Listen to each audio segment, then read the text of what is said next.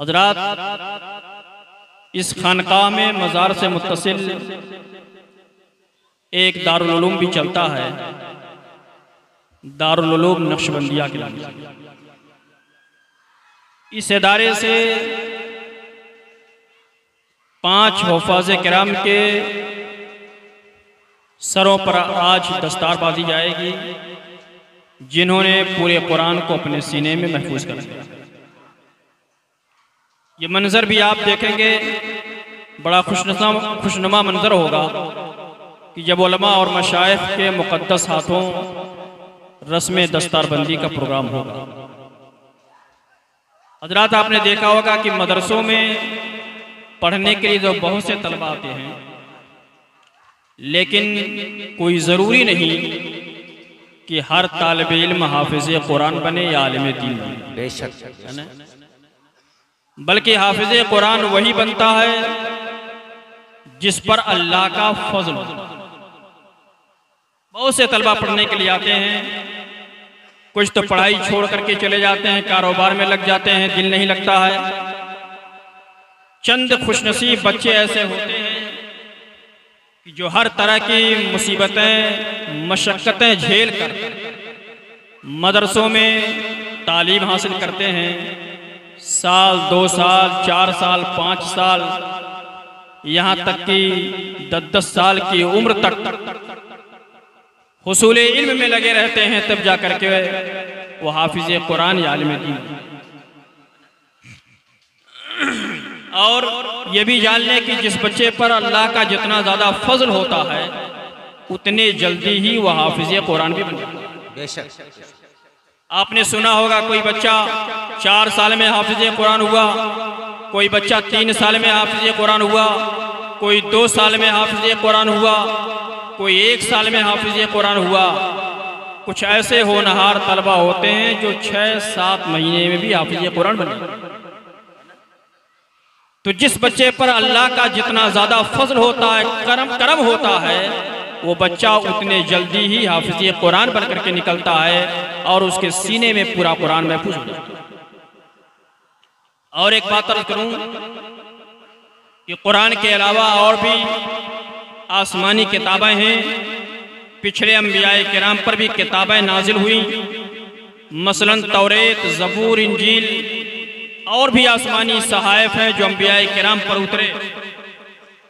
लेकिन कुरान अज़ीम के नुज़ूल से पहले जो किताबें नाजिल हुई, उन किताबों के हाफिज सिर्फ अंबियाए किराम हुआ। बेशक यानी हजरत आदम अलैहिस्सलाम से लेकर के हजरत ईसा रूहुल्लाह तक कमोबेश 1,24,000 अंबियाए किराम इस दुनिया में तशरीफ लाए। और अंबियाए बनी इसराइल में जो किताबें नाजिल की गई, अंबियाए साबिकीन पर जो किताबें उतरी, उसके हाफिज सिर्फ वही अंबिया होते थे। उम्मतों को ये शरफ हासिल नहीं था।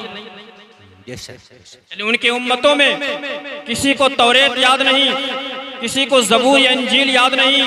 क्यों? इसलिए कि उस उम्मत को ये शरफ हासिल नहीं था कि वो हाफिज़े तौरेत, हाफिज़े ज़बूर, हाफिज़े इंजील बन सके।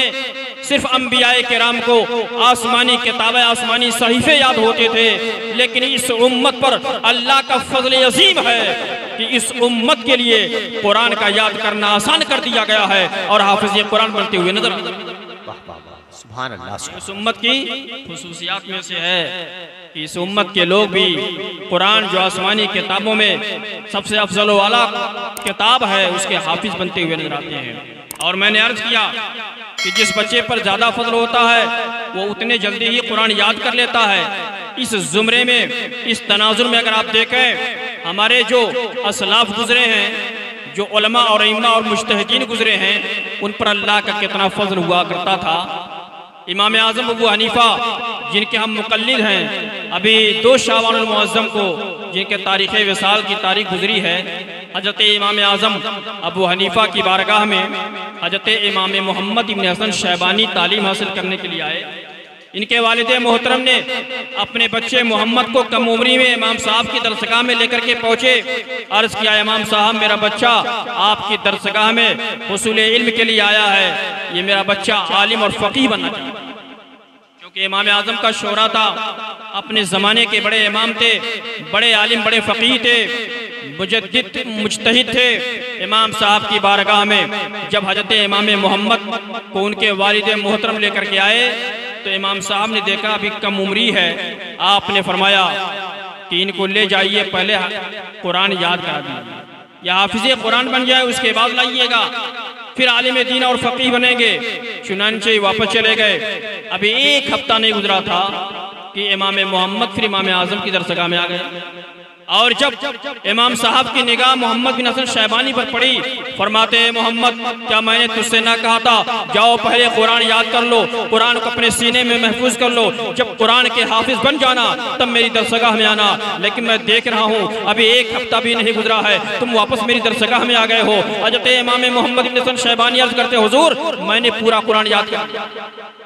कहते हैं मैंने पूरा कुरान याद कर लिया, यानी महज एक हफ्ते के कलील मुद्दत में इमाम मोहम्मद बिन हसन शैबानी ने पूरे 30 पारे को अपने सीने में महफूज कर लिया था। मेरी मालूमात के मुताबिक इतनी कलील मुद्दत में हाफिज़े कुरान बनने वाले आप पहले। और इमाम साहब ने देखा कि जो बच्चा 7 दिन में महज कुरान याद कर लिया, यकीनन इनका हाफिज़ा गज़ब का है और इन पर अल्लाह का फजल है, ये ज़बरदस्त आलिम दीन बनेंगे, फ़कीह आज़म बनेंगे।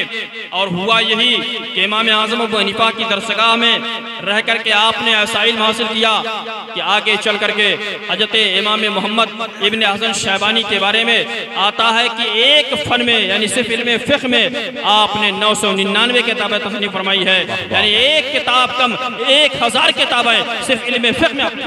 ज़बरदस्त आलिम दीन बने थे, ऐसे फ़कीह बने थे। ये मदरसे हैं, मदरसे से उलमा निकलते हैं, मदरसे से फ़ुक़हा पैदा होते हैं, मदरसे से हुफ़्फ़ाज़ पैदा होते हैं, क़ुर्रा निकलते हैं। इसलिए इन मदरसों की आप इआनत करें, इमदाद करें और इन तलबा की कदर करें, क्योंकि इन्हीं तलबा में कोई इमाम बनेगा, कोई फ़कीह बनेगा, कोई आलिम बनेगा, कोई हाफिज़। इस इल्म की बरकत ये है कि अल्लाह ताला इनके इल्म के सदक़े में इनकी मग़फ़िरत फरमा देगा और जो इनसे मोहब्बत करेगा अल्लाह उनकी भी मग़फ़िरत फरमा देगा।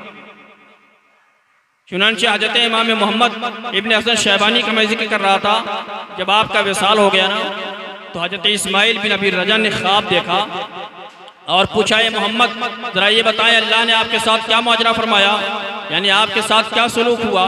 तो हज़रत इमाम मोहम्मद फरमाते हैं कि जब मेरा इंतकाल हो गया और मेरी तजहीज़ तकफीर हो गई, लोग दफन करके मुझको रुखसत हो गए, तो अल्लाह ने आवाज़ दिया कि ऐ मोहम्मद अगर तुझे अज़ाब देने का इरादा करता तो तुझे दीन का फ़कीह न बनाता, यानी मैंने तुझे दीन का फ़कीह बनाया है, तुझसे अज़ाब को उठा लिया है, तेरी मग़फ़िरत हो गई है, तो अज़ाब से बच। ख्वाब देखने वाले ने पूछा ये बताएं इमाम अबू यूसुफ का क्या मकाम है।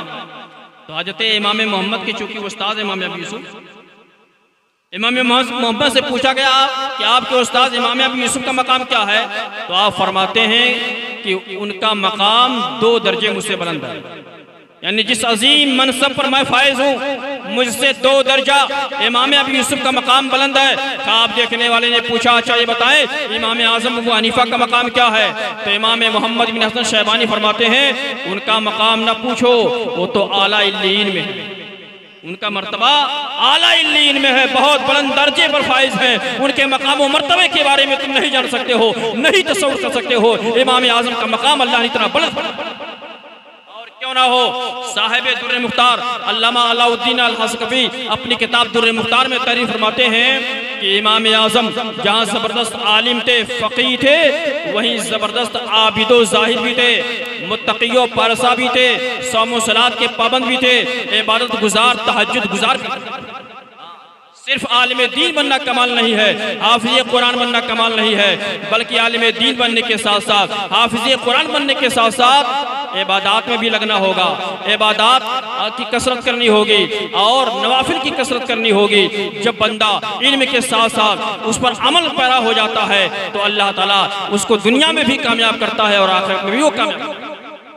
इमाम आज़म के बारे में साहिब दुर्र मुख्तार तारीफ फरमाते हैं कि इमाम आज़म अबू हनीफा का मकाम यह है कि आपने तकरीबन 40 साल तक इशा के वजू से फजर की नमाज़ अता फरमाई। 1-2 साल नहीं, पूरे 40 साल तक ईशा के वजू से फजर की नमाज अदा फरमाई है। और ये भी आप मसला जानते होंगे कि नींद नाक़िज़े वजू है, यानी आदमी अगर सो जाए ना वजू करके, सोने के बाद जब बेदार होगा तो उसका वजू टूट जाएगा। अब अगर वो नमाज पढ़ना चाह रहा तो दोबारा वजू करना होगा। इमाम आज़म अबू हनीफा के बारे में आता कि 40 साल मुसलसल आपने ईशा के वजू से फजर की नमाज अदा फरमाई है। इसका मतलब ये हुआ कि 40 साल रात में आप बेदार रहे हैं, आप सोए नहीं है, क्योंकि अगर सोते तो वजू टूट जाता और ईशा के वजू से फजर की नमाज अदा करना मुमकिन नहीं। वाह वाह वाह वाह। 40 साल तक इबादत भी किया है और 40 साल तक शब बेदारी भी किया है। आपके बारे में आता कि आपने कुल 55 हज अदा फरमाए थे। आज हम लोग अगर 1-2 हज कर लेना तो फूले नहीं समाते हैं। इमाम आज़म अबू हनीफा ने अपनी पूरी जिंदगी में हयात तैयमा में 55 हज अदा फरमाए हैं। और जब आखिरी हज के मौके पर आप मक्का तशरीफ ले गए, अरकाने हज अदा कर लिया, खाने काबा की ज़ियारत कर लिया, तवाफ कर लिया, मुहाफ़िज़ीन काबा से इजाज़त चाहिए कि मुझे इजाज़त दे दे ताकि मैं खाने काबा के अंदर 2 रकात नमाज अदा कर लूँ। जो लोग वहाँ गए हैं ना, उन लोगों ने देखा होगा कि खाने काबा का दरवाज़ा बंद रहता है। खाने काबा का दरवाज़ा बंद रहता है, बाहर से लोग तवाफ करते हैं, ज़ियारत करते हैं। इमाम आज़म के ज़माने में भी खाने काबा का दरवाज़ा बंद। आपने मुहाफ़िज़ीन काबा यानी काबा की हिफाजत पर जो मामूर थे, उन लोगों से इजाज़त चाहिए कि आप मुझे इजाज़त दे दें ताकि मैं खाने काबा के अंदर दाखिल होकर के 2 रकात नमाज पढ़ लूँ। मेरे लिए खाने काबा का दरवाज़ा खोल दिया जाए। मुहाफ़िज़ीन काबा ने आपके लिए दरवाज़ा खोल दिया।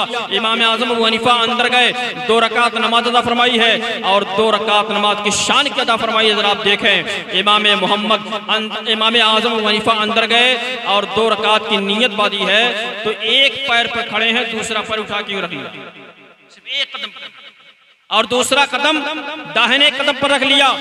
और रखने के बाद आपने सूरह फातिहा पढ़ी। सूरह फातिहा के बाद सूरह बकरा की तिलावत किया। सूरह बकरा के आगे की तिलावत करते गए, यहाँ तक कि पहली रकात में पूरे 15 पारे पढ़े, पूरा 15 पारा आपने तिलावत कर दिया। और 15 पारा जब खत्म हो गए, अब रुकू किया और सजदा। रुकू और सजदा के बाद दूसरी रकात के लिए खड़े हुए और दूसरी रकात के लिए जब खड़े हुए तो अब बायां पैर जमीन पर और दायां पैर उठा करके बाएं पैर पर रख लिया।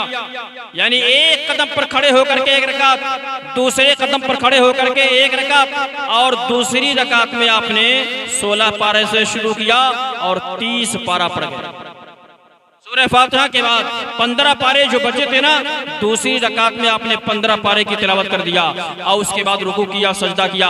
यानी महज 2 रकात में इमाम आज़म अबू हनीफा ने पूरे कुरान की तिलावत कर दिया। आज हमारा हाल क्या है? रमजान में जब तरावी पढ़ते हैं ना, अगर इमाम ने किसी दिन 1.5 पारा तिलावत कर दिया या 2 पारा पढ़ दिया तो उसकी खैर नहीं है। यानी एक रात में महज 2 पारे की समात हमारे लिए मुश्किल हो जाती है।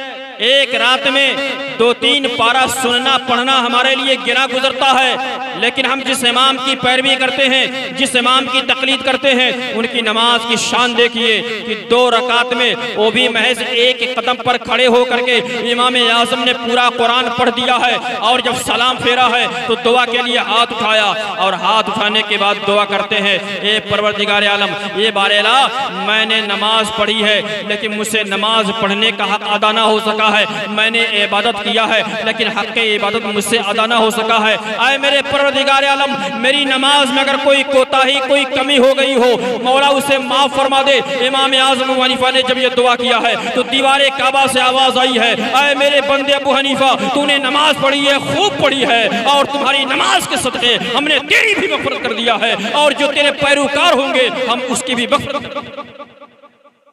इमाम आज़म ने ऐसी शानदार नमाज पढ़ी है कि अल्लाह खुश हो गया।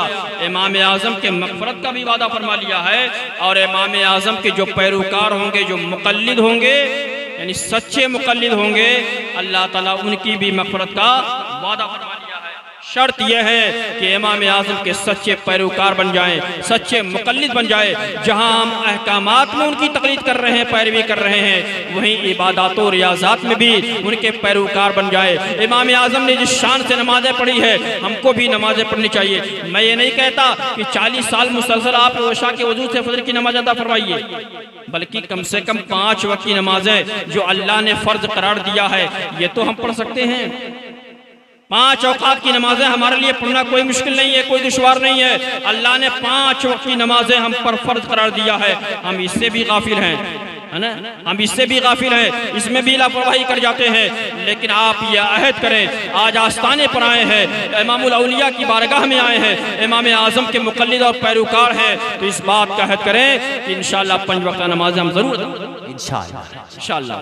तो इमाम आज़म और ऐसे ही और इम्मा का की तारीखें पढ़ेंगे, आप किताबें पढ़ेंगे तो आपको अंदाज़ा होगा कि हमारे जो असलाफ गुजरे हैं, जो बुज़ुर्गान दीन गुजरे हैं, जो मशाइख़ इज़ाम गुजरे हैं, उनको इतना बुलंद मकाम इसी बुनियाद पर मिला कि उन्होंने इल्म भी हासिल किया है और अमल भी किया है, इबादत और रियाजत भी किया है, तब जाकर के अल्लाह ने उन्हें बुलंद मकाम अता फरमाया है। बस इसी पैगाम के साथ मैं अपनी गुफ्तगू तमाम करता हूँ। परवरदिगार आलम की बारगाह में दुआ है, अल्लाह ताला हम सबको भी इबादत और रियाजत करने की तौफीक अता फरमाए, अहकाम शरा का पाबंद बनाए, उसवा हसना पर चलने की तौफीक अता फरमाए। अस्तगफिरुल्लाह रब्बी मिन कुल्लि ज़ंबिन व अतूबु इलैह व मा अलैना इल्लल बलाग।